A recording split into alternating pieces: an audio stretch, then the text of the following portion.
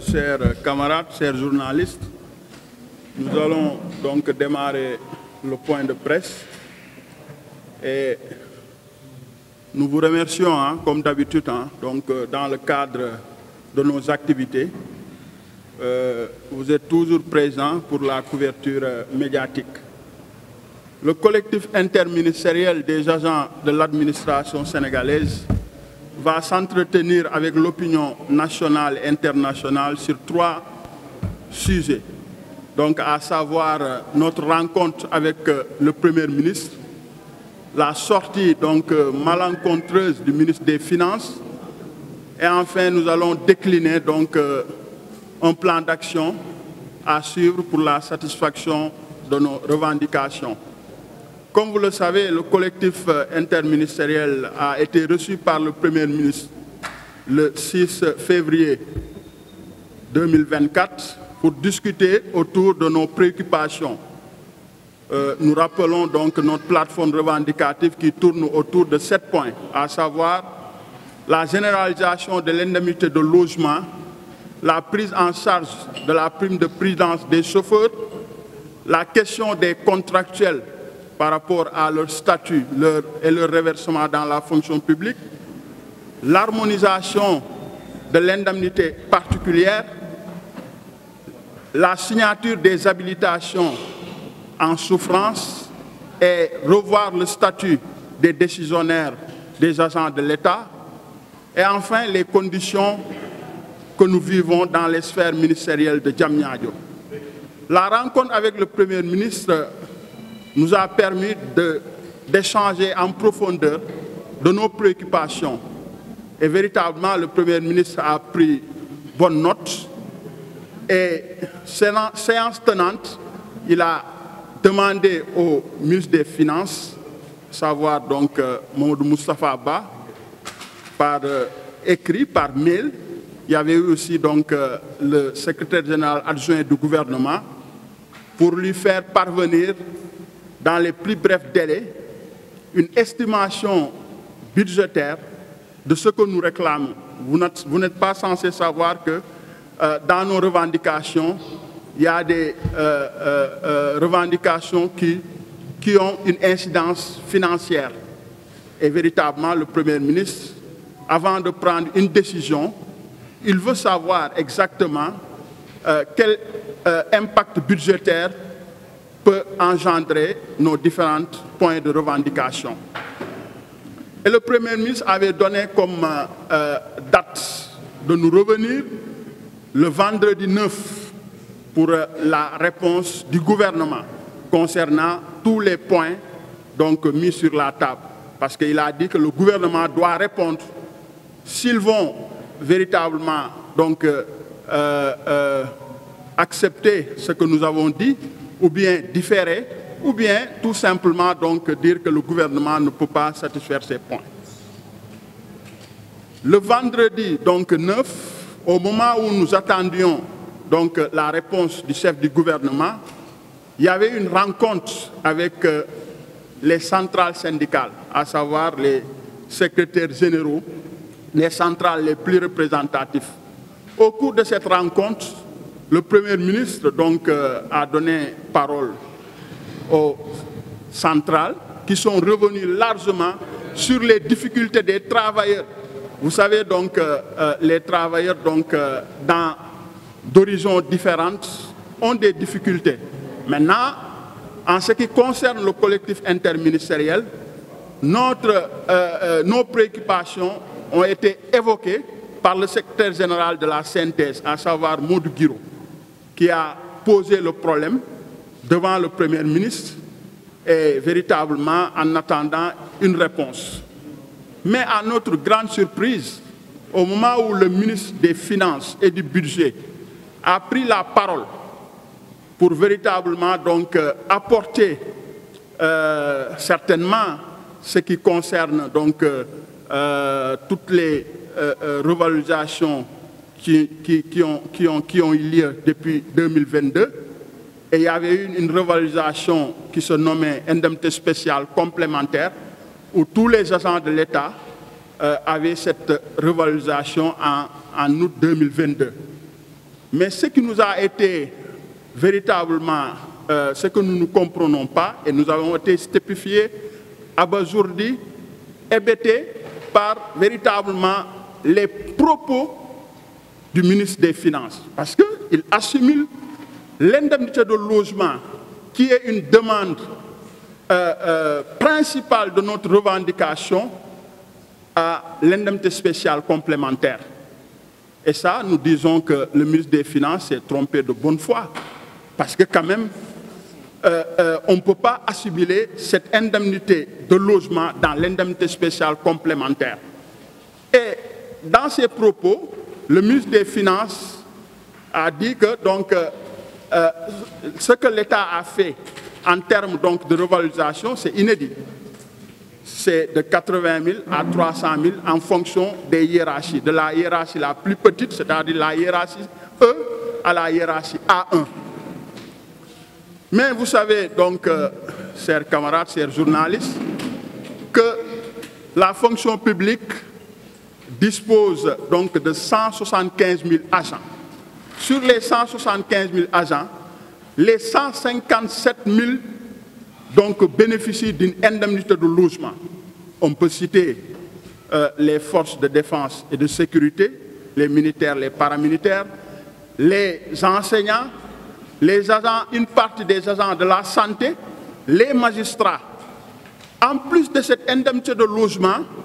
ils disposent aussi de la revalorisation d'août 2022 au même titre que les interministériels. Donc, pourquoi véritablement les propos du ministre des Finances qui disent que l'indemnité de logement est prise en compte dans l'indemnité spéciale avec d'autres types d'indemnités? Vous n'êtes pas censé savoir que les interministériels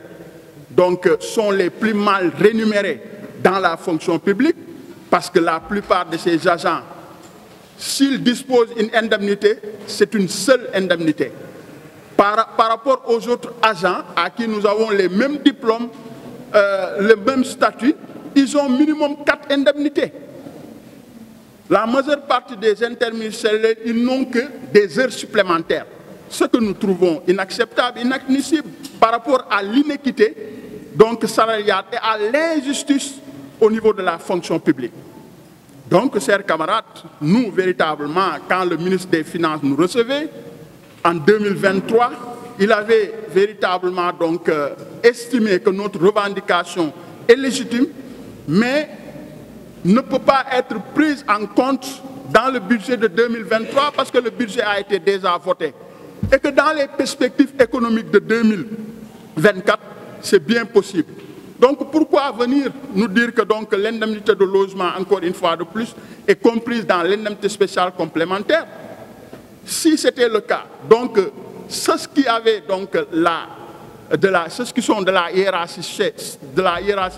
qui ont 80 000, forcément ils vont se retrouver avec 180 000 parce que nous, ce que nous demandons, c'est 100 000 francs donc, par rapport à la généralisation de cette indemnité de logement. Comme les autres corps, vous savez, donc, au niveau des agents de l'État, l'indemnité de logement est comprise entre 50 000 et 1 million. Et les interministériels que nous sommes, nous n'avons pas cette indemnité, ce qui est anormal. Donc nous sommes 18 000 agents qui véritablement donc, sont restés en rate par rapport à cette indemnité de logement. Et que nous, ce que nous réclamons en termes budgétaires, c'est insignifiant par rapport, en comparant avec les autres corps de l'administration. Nous, ce que nous réclamons, c'est 0,3% du budget donc, de l'État. 0,3%. Cela veut dire que les interministériels, si l'État leur accorde une indemnité de logement, ça va être 1,8 milliard par mois, à peu près 21 milliards par an. Les enseignants, quand l'État avait pris en compte leurs différentes revendications, c'est 100 milliards.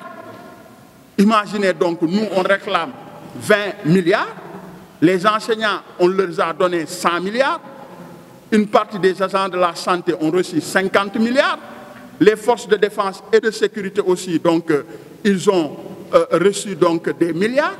Mais pourquoi nous, interministériels, qui n'ont pas cette indemnité de logement et qui est bel et bien donc, possible dans le budget donc, général de l'État,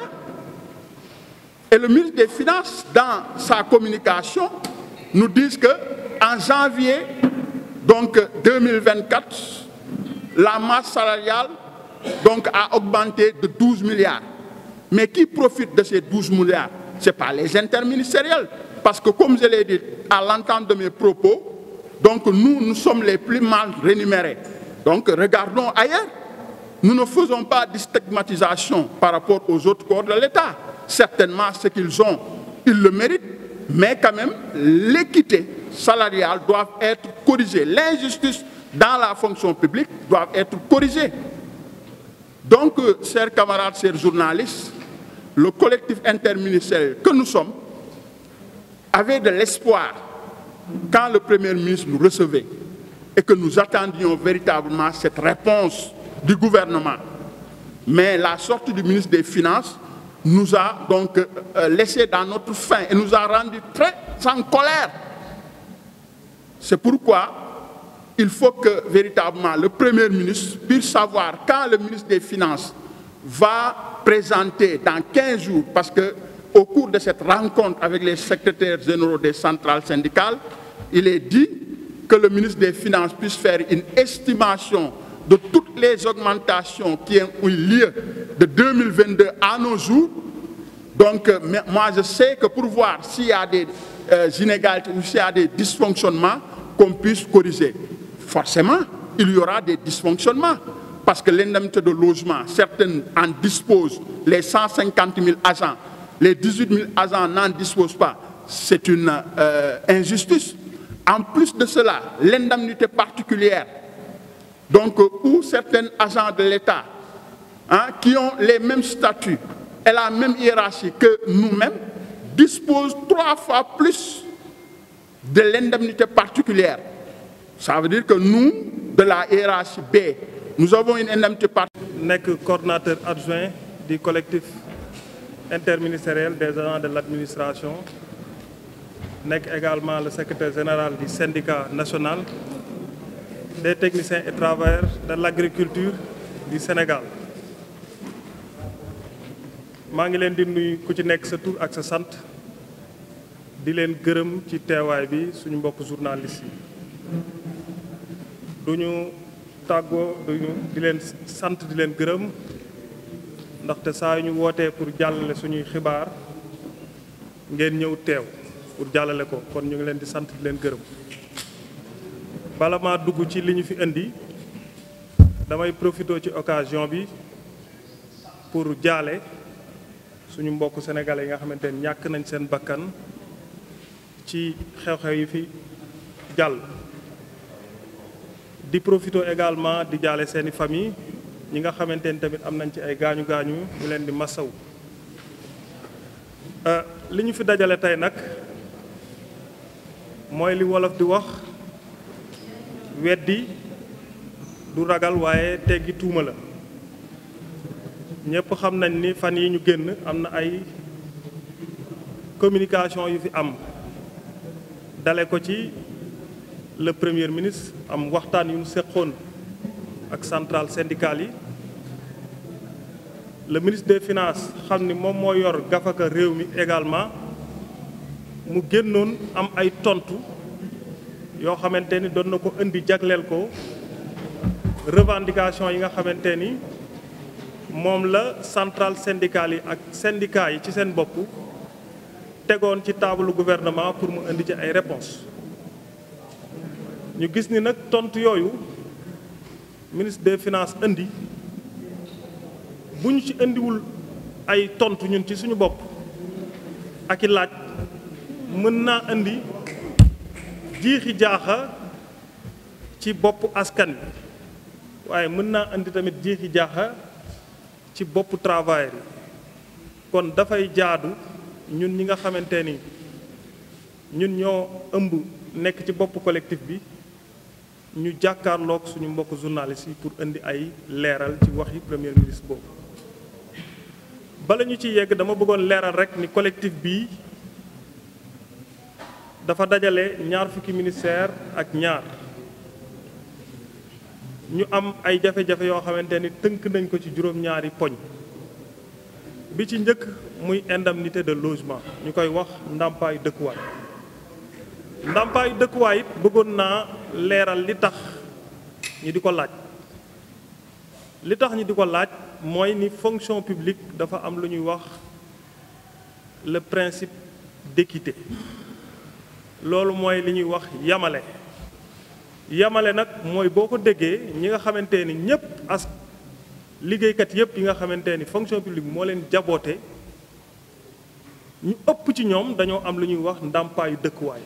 te mu jaadu ndaxte ñëpp xam nañ ni liggéeykat bu nekk lii sa soxla yëpp ak sa yitte mooy nga am foo dëkk pour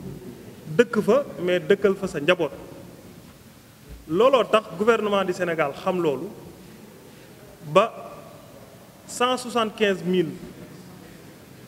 liggéeykatu nguur gi yëpp mu jël 150 000 yi wala lu ko ëpp jox leen ndàmpaayu dëkkuwaay. kon loolu mën ngeen cee xam ni ñun ñi nga xamante ni joxuñu ñu ko loolu foofu yamale amu fa kon ñun dañuy laaj pour ñu corriger inéquité boobu maanaam ñàkk yamale boobu loolu dafa laaj ñu leeral ko. beneen bi nga xamante ni bokk na ci suñuy ñaxtu te ñu koy laaj te mu jaadu mooy yoonu Sénégal dafa wax ni boo recruter nit ñaari contrat à durée déterminée képp nga mën a def indéterminé boo ko defee boo ko jëlaatee rek da ngaa war a def contrat à durée indéterminée. ñu gis ni ci fonction publique dafa am ay contractuel moo xam nga yor contrat à durée déterminée wala contrat à durée indéterminée waaye li ci doy waar mooy contractuel yooyu da nga ciy gis ñoo xamante ni def nañ fukki at ñiy def fukki at ak juróom-ñett waaye état du Sénégal buy recruter daf leen fay bàyyi ñoom contractuel yooyu xam ni def nañ fukki at ak juróom-ñett dem jëli ñeneen ñoo xamante ni ñu bees lañ. looloo tax nag ñu ni ñun comme contractuel yooyu yàgg nañ fi xam nañ liggéey bi dañoo teg ci table ji ni gouvernement bi saa yuy recruter ti ñooñu la ñu war a li ñuy wax beral loxo maanaam jiital leen privilégié leen ci recrutement yooyu. loolu tamit defe naa ne xel mën na koo nangu damay jukki rek yenn ci ay poñ ci juróom-ñaari poñ yi nga xamante ni mooy suñu revendication principale yi ñu ci gën a yitteel wax naa indemnité de logement bi wax contractuel chauffeurs yi aussi dañoo am lu ñuy wax prime de prudence président de la république jëlee ko 60 000 wax ni nañ ko def ñaar fukki junni ak ñaar at bu nekk chauffeur bu nekk waaye bi mu ko waxee ba tey kenn appliqué wu ko loolu nag moo juróon ginnaaw bi nga xamante ni le ministre directeur de cabinet du président de la république recevoir woon nañu am ak ñun ay waxtaan ñu jël doléance yi yëpp muy poñ yi ma tudd fi yëpp waxtaan ca ak moom ba mu tënk ko def ko ci këyit jébbal ko président de la république président de la république jëloon ñaxtu yooyu ñu tegoon ci kaw taabal ji jébbal ko le premier ministre joxoon ko tamit ndigal pour mu daje ak ñun waxtaan ak ñun ci loolu nuñ ci indee ay saafara ci diggante bi nag am lu fi xew muy élection présidentielle campagne électorale waroon a am mu jafe woon lool ñu jot ci premier ministre bu séq ak moom waxtaan. li fi xew ci ginnaaw ñëpp xam nañ ko président la jël décision ni day dàq élection yi ba jëmmi jamono loolu jox ñu occasion ci lu ñu bett premier ministre wooñu séq ak ñun waxtaan yu mu séq ak ñun nag dafay leerit baax lool ñu indi ci ay leeral bi ñu dajeek moom lii ma fi jukki ci ay point wax nañ ko leeralal ko wax ko lu ci nekk lan moo tax ñu di ko laaj fan lañ ko teg ak lépp lu nga xamante ni laaj na ko comme ñu laytaaye ko ci wàllu argument ba mu mën a neex a dégg ci ay nopp premier ministre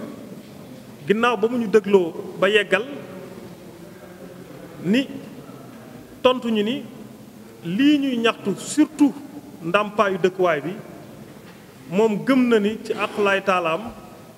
que ni lu jaadu la lu yenu maanaa la dana joxe ndigal it le ministre des finances bi nga xamante ni moom moo yor gafaka réew mi te li ñuy laaj ay koppar la mu xaymaal ko ba xam ñaata la ci alal at mu nekk ak lan lay def ci gafaka réew mi boo ko jëlee lépp daal di ñuy dalal suñu xel wax ñu ni fii ak fan muy àjjuma bi passé dana am tontu bu jëm ci jóge ci ministre des finances jëm ci suñu wàllu li ñuy ñaxtu ñu amoon yaakaar ni nag àjjuma bi passé du soxla sax ñun ñu di ko woo wala ñuy woo collaborateur am bi ko gën a jege muy le secrétaire général adjoint du gouvernement ñu leen di xamal it ni àjjuma boobu ba tey jii di alxamis ginnaaw bi ñun sàkkoo ci moom jaarale ko ci ay message wala ay appel ngir mu indi ay tontu ba tey indiwul benn tontu loolu tamit ñu koy ñaawlu bu baax a baax a baax waaye li gën a teey suñu xel waral tey ñu woote ndaje mii pour waxtaan ak ñépp mooy li wolof naan ku ndóbin rey sa maam boo gisee lu ñuul da ngay daw le ministre des finances dafa séq waxtaan ak centrale syndicale yi nga xamante ni ñoo ñu jaboote muy centrale syndicale yi ëpp doole ci Sénégal muy CNTS FC ak ñi ci tegu ñoom it comme ñoo ñu jaboote ñu yóbbaale suñuy ñaxtu jébbal ko premier ministre wax ko li nga xamante ni moo ñu metti te ñu koy jàmbat waxaale ko it li metti liggéeykat fonction publique ak privé bi yépp pour gouvernement du Sénégal indi ci saafara le premier ministre def na mu defoon ak ñun rek bi yoon mu jël kàddu gi jox ko ministre des finances pour mu indi ay leeral waaye leeral yooyu mën nañu wax ni saafara ju jur jàngoro la ndax dégg nañ ci biir waxam le premier ministre mu ni indemnité de logement bii ñuy laaj ñun di ko sàkku dafa am ñàkk a déggoo bu ci am ñun ak suñ digganteeg gouvernement bi ñu ni ko ñàkk a déggoo boobu lan la mu ni indemnité boobu ñu leen jox ñu koy wax indemnité spéciale complémentaire te mu waroon cee yam rek te waroon a bañ a tudd montant yi mu tudd montant yi ba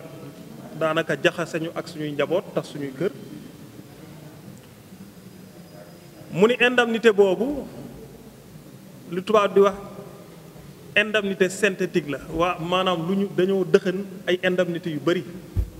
tuddee ko indemnité complémentaire spéciale complémentaire mu ni waaye sax mënoon naa tudd sax ci ay waxam indemnité de logement ñu ni ko d'accord nañ mu ni waat salaire u Sénégal boo ko xaymaa 49% la des recettes fiscales